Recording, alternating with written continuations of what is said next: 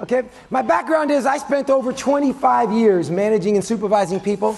I did it in the service industries. I managed hotels, resorts, and assisted living communities. Worked for companies like Hyatt, Hilton, the Adams Mark Hotel, Sunrise Assisted Living. But most of my career was spent with that wonderful company in Orlando, Florida, a company that many of you are very familiar with. I used to manage the hotels and resorts for Walt Disney World. How many of you think that'd be a fun job? Yeah, come on now, right? See, some of you think you have a rat for a boss. How would you like to work for a mouse? Yeah, Mickey Mouse was my boss. And some people go, that's so great. You know, you get to see Mickey every day. You get to take his picture. Are you serious? Mickey Mouse was by far the toughest boss I ever had. How many have ever been to Disney World before? How many of you realize the expectations are extremely high day in and day out? And what most people are not aware, there are over 60,000 employees that work for Walt Disney World in Orlando, Florida alone. It's the largest one single location employer in the United States. And as I often travel around the world, speaking at wonderful organizations and communities like yourself, working with businesses, doing keynotes, workshops, I'm often asked this wonderful question. I'm sure many of you are asking it the same. How do they do it, right? How does Disney get 60,000 people to come to work every day, smiling and jovial and laughing and joking, right? And they see a piece of paper on the floor, they run and pick it up. Yet our own businesses, we can't get people to show up to work on time, answer the phones, fill out the paperwork. You want to know why? It's because it's not a fun place to be. It's not a fun place to be. And Disney World was a fun place to be. We worked extremely hard, but we had fun. We had lots of fun. And so as I travel around and I share the model, people want to know the secret. You want to know the secret? Can I just tell you the secret real easily?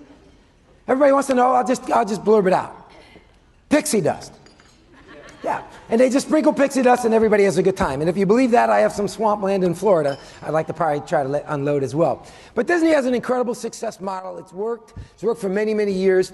What I try to do is I apply on my almost 11 years working with the organization, apply the success model to small businesses and medium-sized businesses and in communities such as yours. I have a passion to do that because most people think they can't. And I'm going to ask you this question. It's going to be sort of give some thought today, and that is this. If Disney ran your business, what would it look like? If Walt Disney World or the Disney organization ran your business, what would it look like? And I know automatically you're all thinking about all kinds of ideas. I had the privilege this morning of doing a workshop for your wonderful community to share some of those success tips of how to transform their customer service into what I call a magical customer experience. And so I share that story not to make fun of principals, of course, but how many of us go to work every day and it is a chore?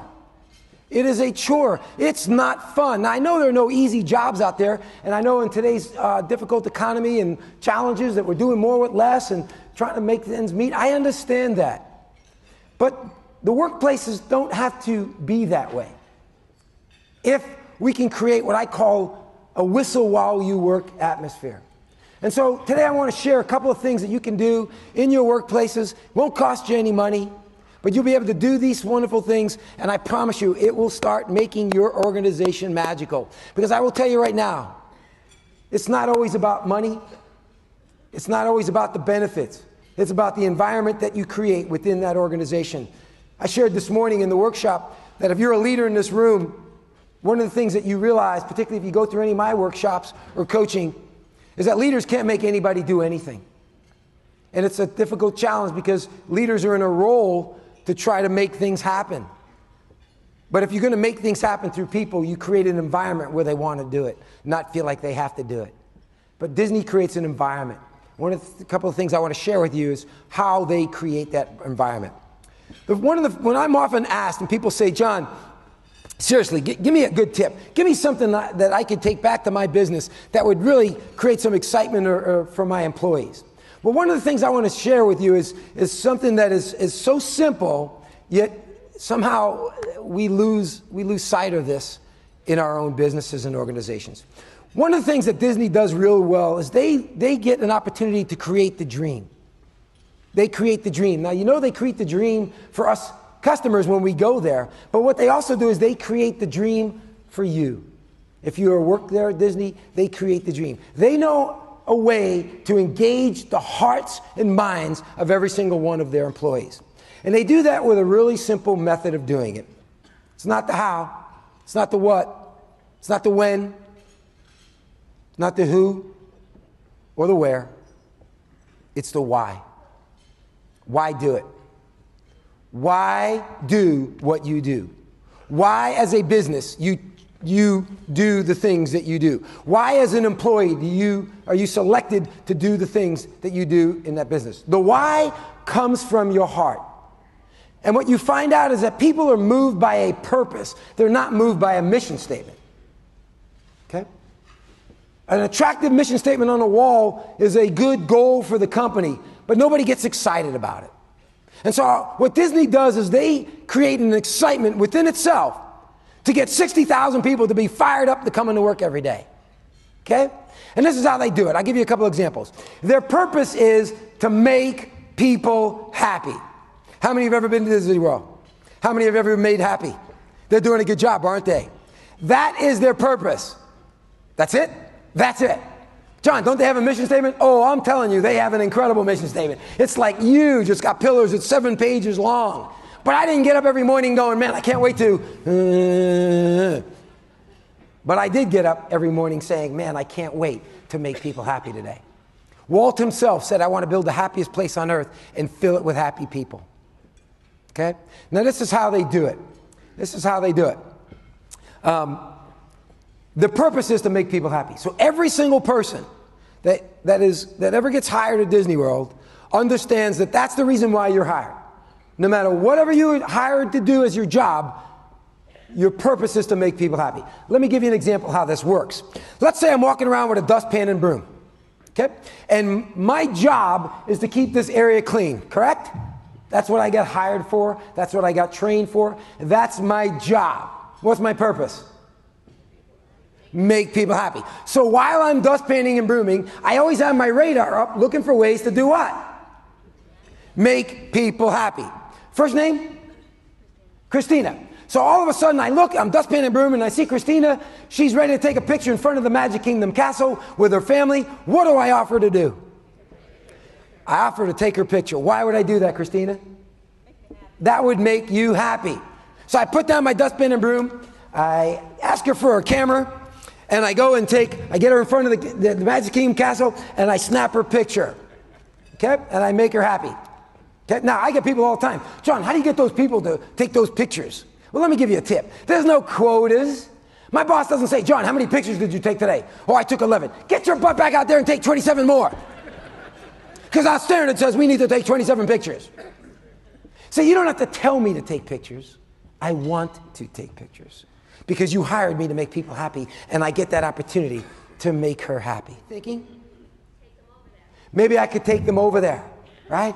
So I said, you know what, let me take you. And they go, oh, no, you don't have to do it. I go, yeah, let me do that for you. So I put down my dustpan and broom, and I proceed to escort them to Fantasyland. Now, while I'm escorting them, I'm getting to learn everything about World War II, about their great-grandkids, about everything in the world, right? And by the time we get to Fantasyland, by the way, what did we just create?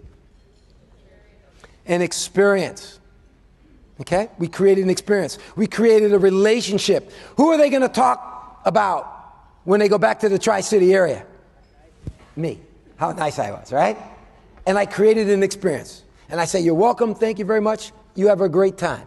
Now, I also remember I have a JOB, right? But let me ask you this question. If my JOB means to keep this area clean and it is not clean, am I making people happy? No. Everything is based on that purpose. So I hustle back to my location. I don't wander, let's see how much time I can kill before 5 o'clock. I'm driven by my purpose. And I get back as fast as I can. But see, when I get back, I can't find my dustpan and broom. And I'm wondering, where is it? And I'm looking all over the place, and I look in the corner. My boss has my dustpan and broom. What does my boss tell me when I get back to the location? Yeah, my boss says, great job, John. Or no, actually, my boss would be sees me hustling. The first question he'd ask me is, are you okay? Is there an emergency? Is there a safety issue or something I need to be aware of? I go, no, I was hustling back as fast as I can. This elderly couple just need to get to Fantasyland, so I wanted to get them there. And my boss says, great job. Great job, John. In fact, can I share that information on a newsletter? In fact, at the next staff meeting, could you stand up and tell everybody? I want everybody to know what you just did. Why does my boss make a big deal of this? Anybody? Reinforced behavior? Sure. Well, let me give you the real reason. True, very true, important. Let me give you the real reason. The reason why my boss would say, great job, is because at Disney, and I hope you understand this can be the same thing in your business, is your purpose has got to be bigger than your job, unless it's a safety or security issue. Okay? Obviously, you don't want anybody hurt, anything like that.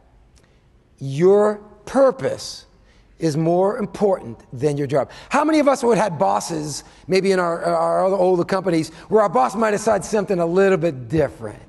Like, where have you been? Well, I was helping this elderly couple get to Fantasyland, and I was trying to get back as fast as I can. John, there's 1 million people in the park. You're going to go help everybody? Get your butt back here. In fact, I had to use your dustpan and broom. And if I'm going to be using your dustpan and broom, maybe we don't need you anymore. Sound familiar?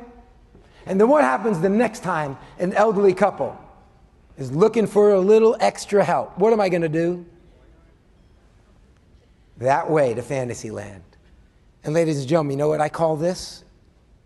I call this customer service. And what a waste of an opportunity. As I shared this morning in the workshop, I don't believe in customer service as a waste of time. But I do believe in giving your customers a magical experience, something they'll remember, something they won't forget. I promise you that elderly couple is going to talk about me for the rest of their life. I made their day. I set them at ease. They were nervous. They were concerned. I didn't just do this. I was given the opportunity to fulfill the purpose. And so if you're going to have a flashy mission statement that nobody wants to read, that nobody wants to care about, that nobody sees, go ahead. But if you want people to be fired up and set the foundation of why they chose to come work for you, get down to your purpose. Woo, woo, woo, woo, woo.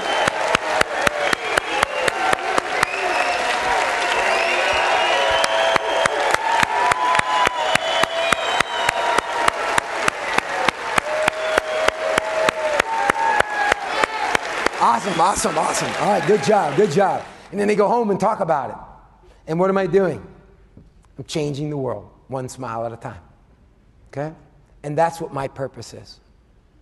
Whether it's to help them in a business, passionate about driving tourism and economic development to your communities, helping you whether you are anywhere from healthcare to manufacturing, hospitality, it doesn't make a difference. That's what I just am blessed to have an opportunity to work with such great people to help them do that.